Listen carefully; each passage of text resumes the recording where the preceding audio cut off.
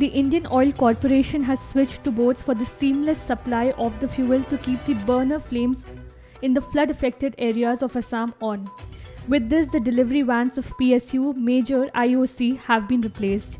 At least 180 people have died and more than 89.13 lakh people suffered cumulatively across 34 districts since April 6 in one of the worst floods Assam has witnessed in the recent times. Several landslides in the neighbouring states have increased the challenge.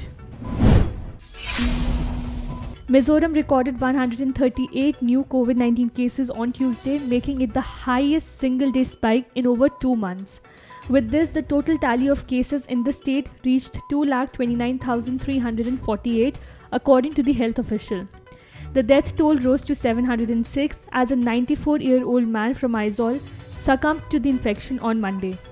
The 138 fresh cases detected from 595 sample tests put the single-day positivity rate at 23.19% against 22.12% on the previous day, the official further added. The Meghalaya government has planned to develop 75 new healthcare centers in the interior areas of the state. These healthcare centers will be resilient to adverse weather conditions. The Meghalaya government has joined hands with Saura Mandala Foundation for capacity building and design of the hospitals, while Selco Foundation would be the project's technical partner, according to the reports.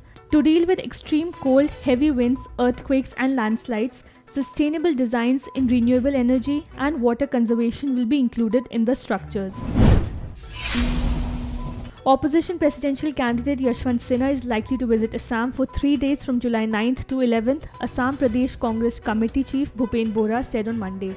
The Congress has already decided to vote for Yashwant Sinha and our party workers will accompany him during his visit to the state, Bora said. The Assam Congress has also decided to invite in Raijor Dal Chief Akhil Gogoi and CPI leader Manoranjan Talukdar to join the campaign for Sinha. The flood condition in Assam seem to have improved as the number of people affected by the floods has gone down to 13,71,663 people. As per the Assam Disaster Management Authority, 24 districts including 54 revenue circles are still affected by the floods. Although the population affected has gone down, the death toll rose to 180 with one new death being reported on Monday from the Chachar district.